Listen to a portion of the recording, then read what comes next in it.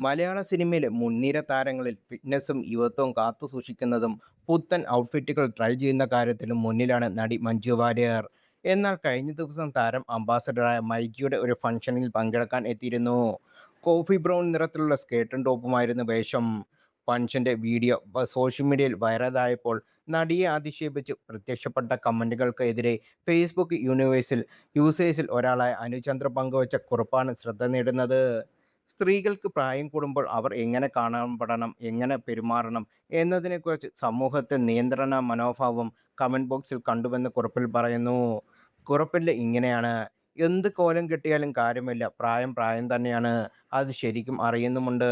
പ്രായം 50 കഴിഞ്ഞില്ലേ, ഇനിയും ഈ കോമാളി വേഷം ചേരില്ല, പാവടക്കാരി കിളവി തുടങ്ങി എന്തൊക്കെ മോശം കമന്റ്സാണ് മഞ്ജുവിന് നേരെ വരുന്നത്.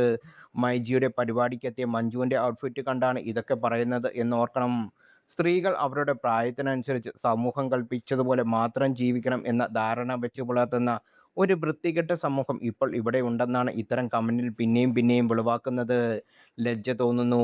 സത്യത്തിൽ പ്രശ്നം വസ്ത്രത്തിനല്ല, സ്ത്രീകൾക്ക് പ്രായം കൂടുമ്പോൾ അവർ എങ്ങനെ കാണപ്പെടണം, എങ്ങനെ പെരുമാറണം എന്നതിനെക്കുറിച്ചുള്ള സമൂഹത്തിൻ്റെ നിയന്ത്രണ മനോഭാവത്തിലാണ്.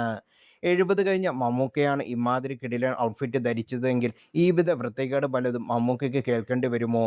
മാത്രമല്ല അതിനൊക്കെ നീ നോക്കി യുവത്വം കാത്തു സൂക്ഷിക്കുന്നു, കിടിലൻ ലുക്ക് എന്നൊക്കെ പലരും വിശേഷിപ്പിക്കുക. പക്ഷേ സ്ത്രീകൾക്ക് മാത്രം അവർക്കിഷ്ടപ്പെട്ട ഒന്നും ധരിച്ചുകൂടാ എന്ന മനോഭാവമുണ്ട്.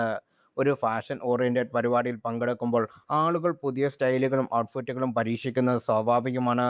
അത് അവരുടെ വ്യക്തിത്വത്തിന്റെ ഭാഗമാണ്. അതിനെ കിളവി, പാവാടക്കാരി എന്നൊക്കെയാക്കി അധിക്ഷേപിക്കുന്നത് വിമർശനങ്ങളല്ല, വ്യക്തിപരമായ അപമാനമാണ്. ആത്മവിശ്വാസത്തോടെ ജീവിക്കുകയും തനിക്കിഷ്ടമുള്ള വസ്ത്രം ധരിക്കുകയും ചെയ്യുന്ന ആളുടെ വളരെ വ്യക്തപരമായ സ്വാതന്ത്ര്യമാണ്. അതുപോലും മനസ്സിലാക്കാൻ പറ്റാത്ത വായിൽ തോന്നിയ വൃത്തികേടൊക്കെ ഇങ്ങനെ വിളിച്ചു പറയുന്ന യുവമാരെയൊക്കെ ഓർത്തിട്ട് ശരിക്കും ലജ്ജ തോന്നുന്നു.